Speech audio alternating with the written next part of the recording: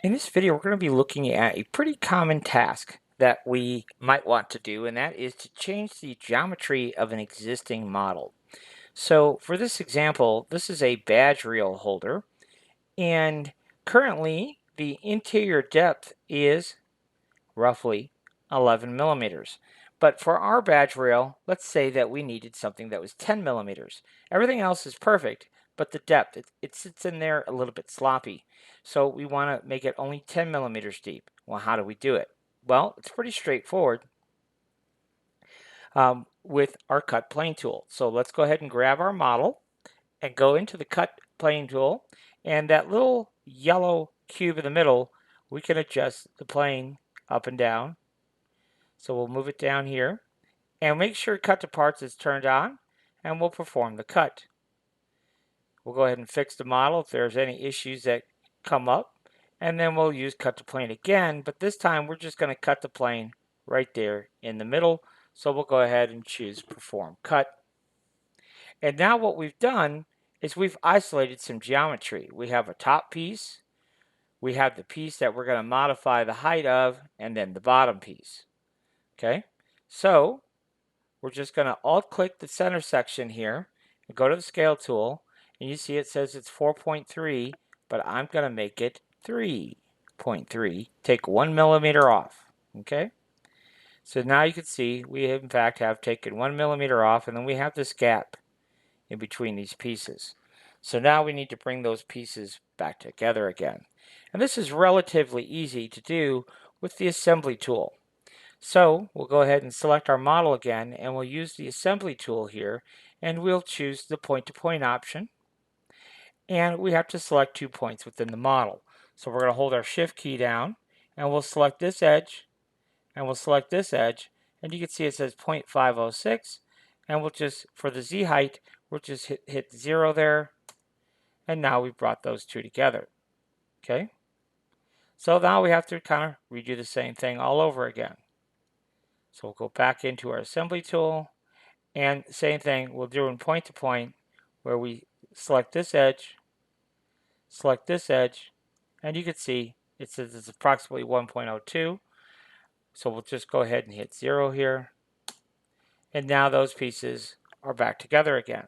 Okay, so now what we have to do is just double check the height, the interior height. So we'll go back here to the measure tool, we'll select down here, we'll come up here and select here, and you can see now it is 1 millimeter less than what we started with.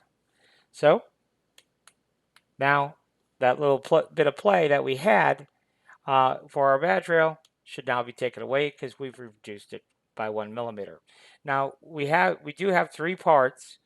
It's not going to affect our printing if we go ahead and print it this way, but if you wanted to, we could come in here to Mesh Boolean, and we'll union all those back together again.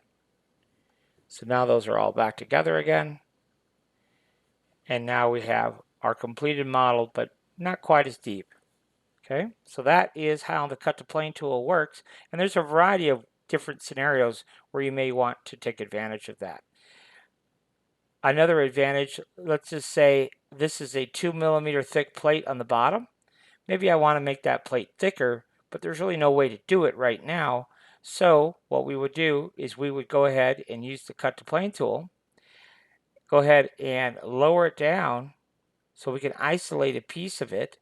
We'll go ahead and perform the cut, and then on that very bottom piece, we can alt click on that. We can go to scale, and we can make it bigger. So right now it's 1.02. If I want it 2.02, so we'll just make it a little bit thicker. Okay, and that's all we did was make that thicker, and now that bottom plate is thicker. Okay, now if we alt click here, notice that it is this piece up top is almost in the middle of the bottom piece. So we want to move that up. And there goes what we want to do. So we'll go ahead and use our assembly tool here. And we could use point to point again.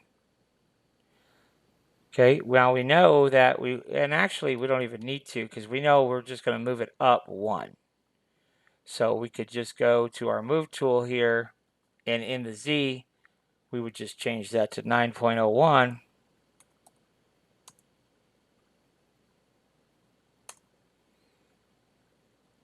And so now you can see where it's at there. But it's not exactly where we want it, which is fine. So we can go back and select this again. And then we'll go back to our assembly tool and using the point-to-point option here.